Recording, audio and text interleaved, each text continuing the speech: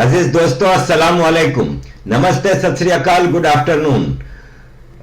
New Delhi times और हमारा हिंद की जानिब से प्रोग्राम आरिफ की भाषा में आप सबका स्वागत है। आज मेरे पास इस प्रोग्राम के लिए मैंने मौजू चुना है कायदे आजम मोहम्मद अली जिन्ना का मर्डर। हम सब तो ये जानते हैं कि कायदे आजम मोहम्मद अली जिन्ना को टीबी का मर्ज था और लंग कैंसर की वजह से उनका इंतकाल हुआ है, लेकिन बहरहाल इसमें क्रिमिनल नेग्लिजेंस थी पाकिस्तान की उस वक्त रूलिंग ओलिगार्की की। 11 सितंबर 1948 जियारत बलूचिस्तान का एक हिल स्टेशन से एक फ्लाइट आती है कराची। इस्लामी दुनिया के सबसे बड़ी country Pakistan, east and waste Pakistan मिला के गवर्नर जनरल, जिसने एक तारीखी मुल्क हिंदुस्तान का बंटवारा किया और फिर एक नया कंट्री हासिल किया। कराची एयरपोर्ट पे एक लेमोजिन खड़ी है उनकी और एक एम्बुलेंस खड़ी है। कोई सरकारी ओहदेदार उनको लेने नहीं आया था। He was governor general of Pakistan. Governor general के पास एब्सोल्यूट पावर होती थी।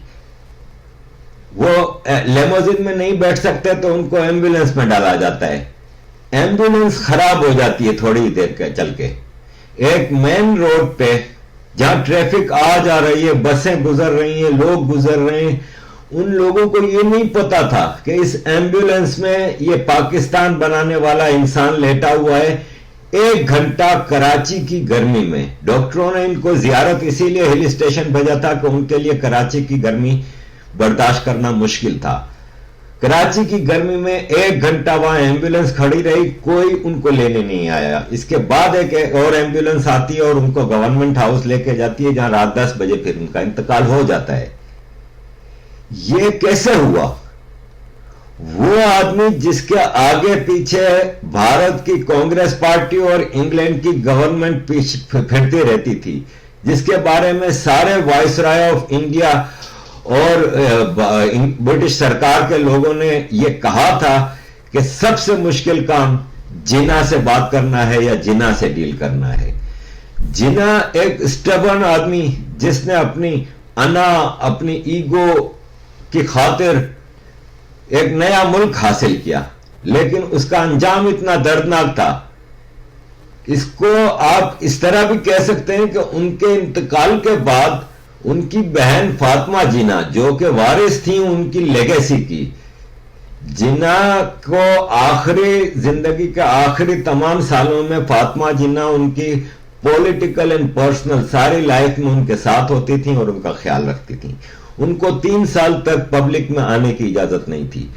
तीसरी एनिवर्सरी मोहम्मद अली जिन्ना की जब थी 1951 में, तो उनको रेडियो में खिताब करने की इजाजत दी गई फातिमा जिन्ना को। और फातिमा जिन्ना उस खिताब में जब ये कहने के लिए आगे बढ़ती हैं कि मेरे भाई की एम्बुलेंस खराब हो जाती है तो रेडियो कट हो जाता है और उनका माइक ऑफ कर दिया जाता है, वापस उनको घर भेज दिया जाता है।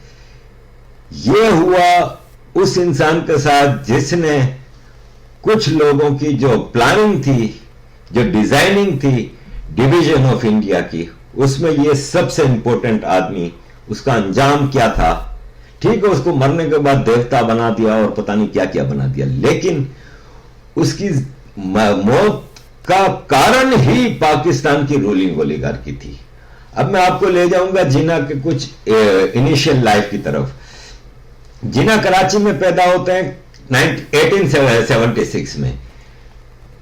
इंडिया में, जब ब्रिटिश इंडिया में जो सबसे इंपॉर्टेंट पोर्ट थी वो बॉम्बे पोर्ट थी, और बॉम्बे पोर्ट से ही सारा ट्रेड का दारोमदार था जो वेस्ट की तरफ जाती थी। 1869 में जब सुएज कैनाल की ओपनिंग हुई तो अंग्रेज ने देखा कि अगर हम कराची, जो कि एक नेचुरल पोर्ट है, उसको डेवलप करें तो यूरोप से इंडिया का जो मुंबई पोर्ट है वहां से कराची ज्यादा कम डिस्टेंस रहेगा और 200 नॉटिकल माइल कम ट्रैवलिंग होगी शिप्स की। तो इसलिए कराची को डेवलप करना शुरू कर दिया था अर्ली 80-70s में, और कई बिजनेसमैन मुंबई और दूसरे शहरों से कराची की तरफ मूव होना शुरू हुए थे। कायदे आजम के वालिद जिन्ना पूंजा, जो कि 2 पीढ़ी पीछे हिंदू थे, कन्वर्ट हुए थे इस्माइली खोजा में, वो 1875 में कराची मूव होते हैं और 1876 में कायदे आजम पैदा होते हैं। उन्होंने अपनी इब्तदाई तालीम मुंबई और कराची में हासिल की और इसके बाद इनके वालिद ने इनको इंटर्नशिप मिली। तो ये इंटर्नशिप पे लंदन गए, लेकिन इनके वालिद ने इनको खूब सारा पैसा दिया था ताकि वो कुछ साल वहां पे गुजार सकें। लंदन आके कायदे आजम ने वो इंटर्नशिप को डिस्पोज ऑफ किया और लिंकन इन में लॉ पढ़ने के लिए चले गए। लंदन आके कायदे आजम, देखें मैं आपको बुनियादी तौर पे उनकी जो बेसिक पर्सनालिटी है वो बता दूं कि ही वॉज वेरी स्टबन, बहुत जिद्दी, एरोगेंट और ईगोइस्ट थे। ईगोइस्ट तो इतने थे कि जिंदगी में उन्होंने कभी किसी के नीचे काम करना नहीं सीखा, वो हमेशा ऊपर ही रह के काम करना चाहते थे और अपनी अना के गुलाम थे।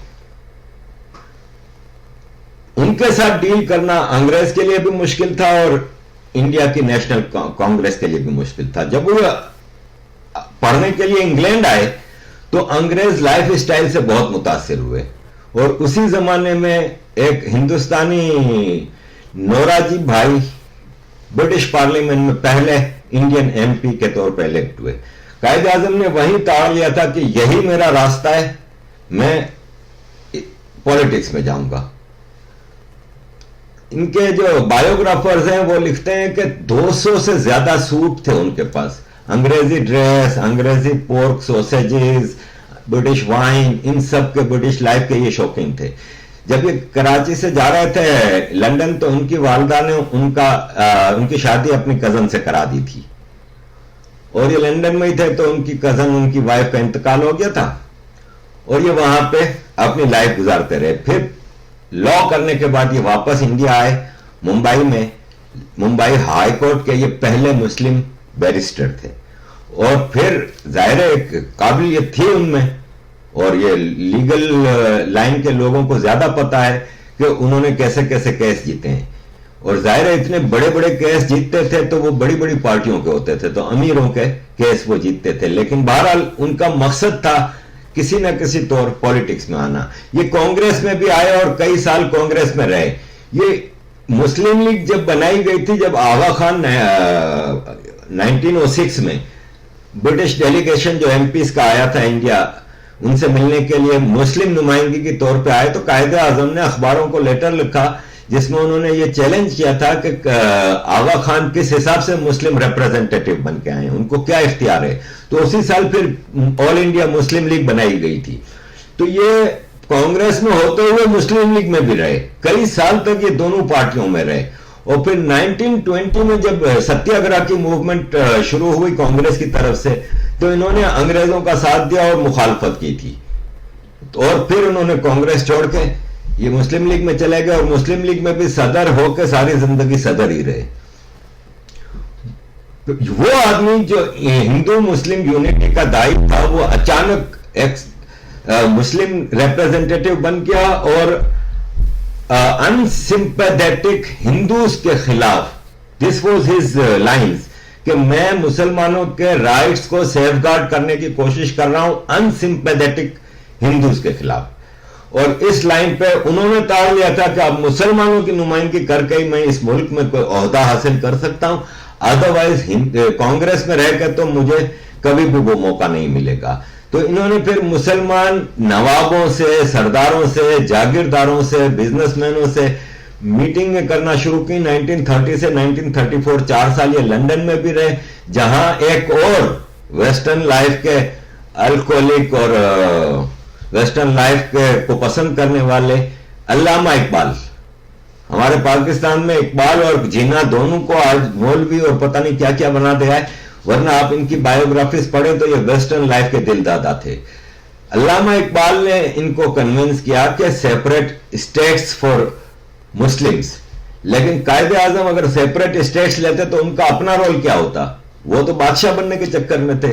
तो उन्होंने वो जो आइडिया बेसिक था सेपरेट स्टेट्स फॉर मुस्लिम्स को एक कंट्री के तौर पे प्रेजेंट करना शुरू किया 1940 से। और फिर मुस्लिम नवाबों और जागीरदारों को पता था کہ کانگریس جس ہندوستان کو حاصل کرنے کی کوشش کر رہی ہے اس میں ہمارے لیے جگہ مشکل ہوگی جاگیرداری نظام کی.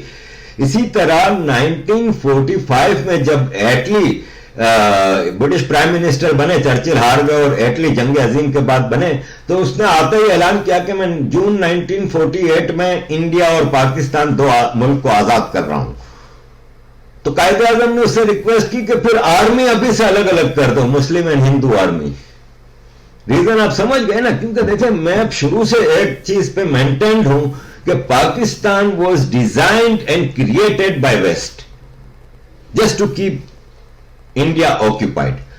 اب اگر اس میں آپ دیکھیں نا تو انگریز، جناح اور جو جاگیردار اور نواب اور سردار جو تھے نا، جن کے مقاصد تھے، وہ ایکچولی ایک پاکستان، شروع میں ان کا پلان یہ تھا کہ ہندوستان کو ایسے چھوڑو کہ ہندوستان میں 15-20 پاکستان ہو. بھوپال الگ ایک مسلم اسٹیٹ ہو، حیدرآباد الگ ایک مسلم اسٹیٹ ہو، جوناگڑھ ہو، اس طرح ان کا پلان تھا. لیکن ایک ایک ہندوستانی کو دعا دینی چاہیے سردار ولبھ بھائی پٹیل جی کو. میں کہتا ہوں اس آدمی نے وہ کام کیا ہے کہ آپ لوگوں کے تصور سے زیادہ ہے. اس نے پورے ہندوستان کو یونائٹ کیا. جب لارڈ ماؤنٹ بیٹن اور جناح ان چکروں میں تھے کہ کتنا زیادہ ہندوستان میں چھوٹی چھوٹی ریاستیں قائم کی جائے، تو وہ آدمی سردار ولبھ بھائی پٹیل نے پورے ہندوستان کی ریاستوں کا دورہ کیا اور بغیر کوئی گولی چلائے، بغیر کسی کو زبردستی کیے ہوئے، سوائے 3 ریاستوں کے سب کو حاصل کر لیا اور سب راضی خوشی ہندوستان میں شامل ہو گئی. یہ ایسا کارنامہ تھا کہ برٹش سرکار، برٹش وائسرائے اور جناح حیران رہ گئے. ورنہ یہ جناح نے جودھ پور، بھوپال، نظام حیدرآباد، جوناگڑھ کے نواب ان سب سے ڈیل کر لی ہوئی تھی. اور جناح کو یہ پکا یقین تھا کہ میں اوپر بھی، اچھا جناح کو آخر تک یہ یقین تھا کہ میں پنجاب اور بنگال ڈیوائیڈ نہیں ہونے دوں گا کیونکہ وہاں پہ میجورٹی مسلمانوں کی ہے. لیکن میجورٹی اگر مسلمانوں کی تھی تو بھی مائنورٹی بھی کم نہیں تھی، 40-60 کا ریشو تھا. انگریز اس طرح یہ علاقے اتنے، اور یہ دونوں انڈیا کے سب سے زیادہ پاپولیشن والے پروونسز تھے، تو ان کو پاکستان کے حوالے انگریز نہیں کر سکتا تھا کیونکہ وہاں پہ کنسیڈریبل مائنورٹی تھی. قائد اعظم کی اور انگریز کی کوشش یہ تھی کہ اوپر سے سندھ، پنجاب اور پھر یو پی، بہار سے پورا ایک ناردرن کوریڈور ایسا دیا جائے آسام، بنگال تک، کہ پاکستان کا ایسٹ اور ویسٹ ونگ الگ الگ نہ رہیں اور بیچ میں مختلف ریاستیں، تاکہ یہ ایک انڈیا ان کے لیے پوٹینشیل ڈینجر تھا، ہے، رہے گا. کیوں کہ یہ تاریخی طور پہ ہسٹوریکلی سب سے پرانا ملک ہے، سب سے پرانا ڈیولپڈ ملک ہے. آپ موہنجو داڑو، ہڑپا، پھر آپ ہزاروں سال پرانے جو وہ مندر دیکھتے ہیں، جن کی کنسٹرکشنز دیکھتے ہیں، ایسے پورے انڈیا میں آپ کو ملیں گے. یہ سب چیزیں وہ اس زمانے میں دنیا ڈیولپ تھی جب دنیا پتھروں کے اور آئرن ایجز میں رہ رہی تھی. اس وقت انڈیا نے اتنی ترقی کر لی تھی، یہ ایک ہندوستان چھوڑ نہیں سکتے تھے. تو ان کی کوشش یہ تھی کہ یہ مختلف چھوٹی چھوٹی ریاستیں جو کہ کسی طور پہ ہندوستان نے حاصل کر لی. حیدرآباد، بھوپال اور جوناگڑھ کا قصہ مختلف تھا. ایک طرف تو جناح یہ کہتے رہے ساری زندگی کہ مسلمانوں کے لیے الگ ریاست، وہ علاقے جہاں مسلمان میجورٹی میں ہیں. پھر حیدرآباد، بھوپال اور جوناگڑھ یہ میجورٹی ہندو ریاستیں تھیں جن کے نواب مسلمان تھے. تو جنہوں نے ان کے نوابوں کے ساتھ، جیسے نواب جوناگڑھ ہے، اس کا وزیر اعظم دیوان انگریز سرکار نے ذوالفقار علی بھٹو کے باپ سر شاہ نواز بھٹو کو بنایا تھا، جو کہ پنجاب کے ایک گاؤں بھٹا کلیاں میں پیدا ہوا تھا، وہاں رہتا تھا. وہاں سے اس کو پک کر کے سندھ میں زمینیں دی گئیں اس کو. یہ فیوچر پلاننگ تھی انگریز کی. سندھ میں، پنجاب میں وہ لوگ لائے گئے جو انگریزوں کے صدیوں سے غلام تھے، جیسے شاہ محمود قریشی ہے آج، یہ سب. تو جوناگڑھ کے نواب کے دیوان بھٹو نے سپٹمبر 1947 میں جناح کو ایکسیشن ٹریٹی دی کہ ہم آپ کے ساتھ ایکسیٹ کرتے ہیں. تو جوناگڑھ ریاست کے مانگرول اور کچھ تعلقہ نے علیحدگی کا اعلان کر دیا. انہوں نے کہا ہم پاکستان کے ساتھ نہیں جانا چاہتے، ہم ہندو میجورٹی ہیں. انہوں نے ایکسیشن کر دی انڈیا کے ساتھ. تو پھر ان کو جب گرفتار کیا نواب آف جوناگڑھ نے تو پھر انڈیا کی فوج آئی اور جوناگڑھ کا کنٹرول حاصل کیا اور بھٹو اور نواب جوناگڑھ کو بھاگنا پڑا پاکستان اور یہ بھاگ کے پاکستان چلے گئے. یہ ساری چیزیں تھیں جناح نے ساری زندگی ایک بڑا لیڈر بننے کے لیے, قائد اعظم بننے کے لیے یہ سب چیزیں کی, لیکن نواب جاگیردار اور پاکستان کی مسلمان فوج نے ان کا یوز کیا کیونکہ ان کو پتا تھا کہ یہ آدمی میں قابلیت ہے, اس کو آگے بڑھاؤ. اسی کی لیڈرشپ میں اس کو جھاڑ پہ چڑھا کے اسی کو قائد اعظم بنا دیا. اور حالانکہ لوگ کہتے ہیں کہ گاندھی جی نے اس کو قائد اعظم کا خطاب دیا تھا, لیکن 11 اگست 1947 کو لیاقت علی خان نے کنسٹیٹوئنٹ اسمبلی میں یہ ایک پہلا بل پیش کیا کہ قائد اعظم ان کا ٹائٹل ہونا چاہیے. اس طرح یہ قائد اعظم بن گئے, جیسے ایک ادھر مہاتما بن گئے. یہ سب اپنی لیڈری بنانے کے چکر میں تھے. کیوں کہ جب جنگ عظیم شروع ہوئی 1939 میں, چیمبرلین نے جب سیکنڈ ورلڈ وار میں برٹش کو کے گھسنے کا اعلان کیا تو برٹش وائسرائے آف انڈیا نے بھی بغیر کسی کانگریس یا کسی بھی انڈین پولیٹیکل لیڈرشپ کو اعتماد میں لیے بغیر اعلان کر دیا کہ India is in World War 2. Congress نے اسٹرکٹلی مخالفت کی. انہوں نے کہا نہیں, ہم کیسے جائیں گے اس جنگ میں, یہ ہماری جنگ تھوڑی ہے, پہلے تم ہمارا فیصلہ کرو. لیکن جناح نے اس موقع کا فائدہ اٹھایا اور اس نے انگریز کے ساتھ کو سپورٹ کرنا شروع کر دیا. وہاں پہ کانگریس نے سیکنڈ ورلڈ وار میں جب ستیہ گرہ کی موومنٹ ہوئی اور کوئٹ انڈیا کی موومنٹ شروع کی کانگریس نے, تو کانگریس کی ساری لیڈرشپ کو گرفتار کر لیا. 1937 کے جو الیکشن تھے اس میں مسلم ریزرو سیٹس پہ مسلم لیگ کو کوئی سیٹ نہیں ملی, بری طرح سے الیکشن ہاری. 2-4 ادھر ایک آدھ ادھر ایسے ان کو سیٹیں ملی. NWFP وغیرہ میں تو ان کو کچھ بھی نہیں ملا. تو جب سیکنڈ ورلڈ وار میں کانگریس کی ساری لیڈرشپ جیل میں تھی تو جناح نے انگریز کے ساتھ بھی پینگیں بڑھائی اور عام مسلمان کو اس حد تک کنوینس کر لیا کہ اس انڈیا میں اب ہمارا گزارا نہیں. گزارا نہ ہونے کی وجہ یہ نہیں تھی کہ ان کو کوئی ڈر تھا پرسیکیوشن کا. مسئلہ یہ ہے کہ یہ صدا سے ہندوستان میں رولنگ اولیگارکی رہے ہیں, رولنگ کلاس رہے ہیں مسلمان. یہ اب کیسے رہ سکتے تھے؟ انگریز کے دور میں بھی مسلمان کو یہ ریکارڈ پہ چیزیں موجود ہیں. برٹش ہاؤس آف لارڈ میں ایک تقریر کی تھی کسی لارڈ نے, اس نے کہا تھا جنگ عظیم کے دوران کہ مسلمانوں, انڈیا کے مسلمانوں سے بنا کے رکھو کیونکہ یہ اگر وائلنس پہ اتر آئے تو ہمارے لیے معاملات بہت مشکل ہو جائیں گے.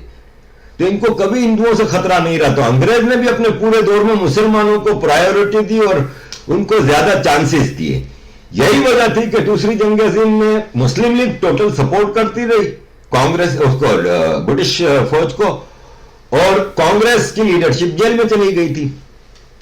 جنگ عظیم کے بعد جب ایٹلی نے, برٹش پرائم منسٹر نے آزادی کا اعلان کیا تو کانگریس تھک چکی تھی.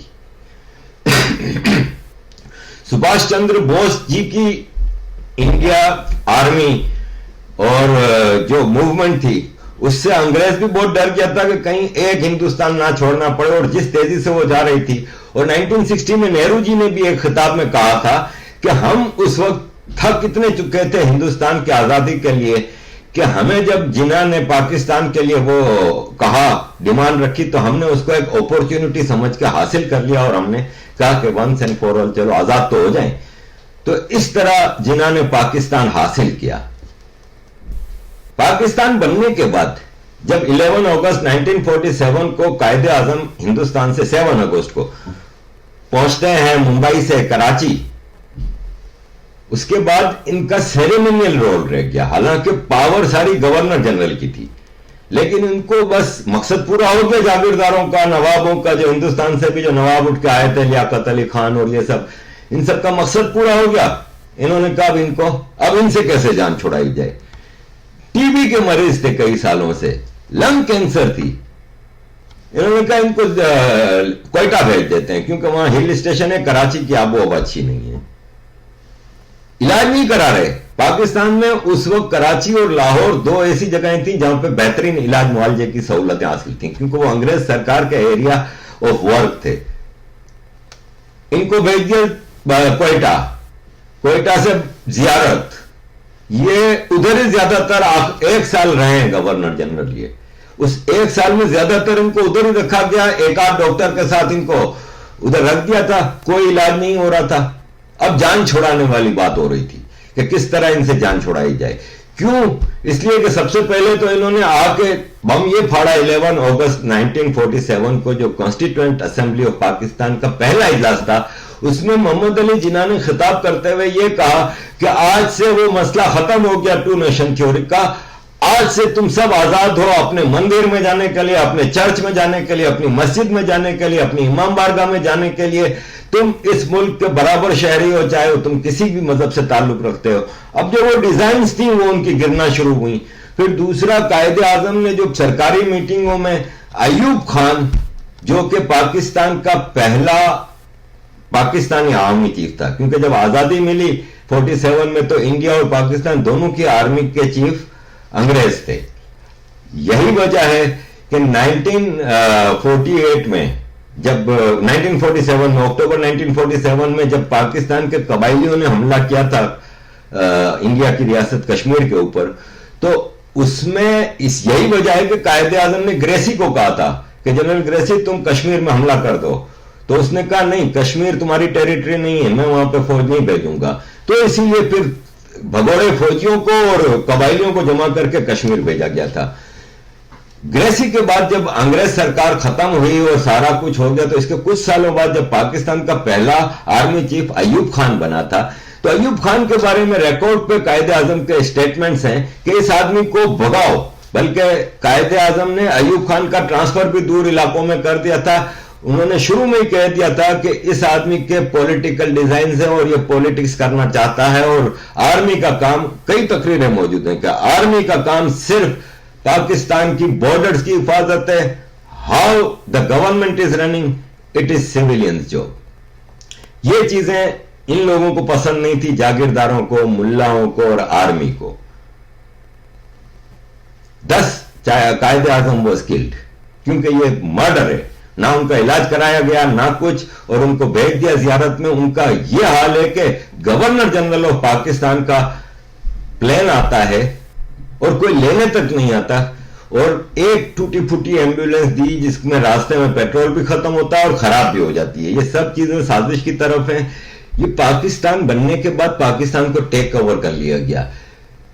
ان کی بہن فاطمہ جناح کو 1964 تک گمنامی میں رہی اور کوئی پبلک ان کو اجازت نہیں تھی آنے کی. 64 میں سارے پاکستان کی پولیٹیکل پارٹیز نے ایوب خان کی ڈکٹیٹرشپ سے تنگ آ کے ان کو بولا کہ آپ 64 کے الیکشن میں حصہ لیں, اور یہ یونائٹڈ کینڈیڈیٹ تھی اگینسٹ ایوب خان.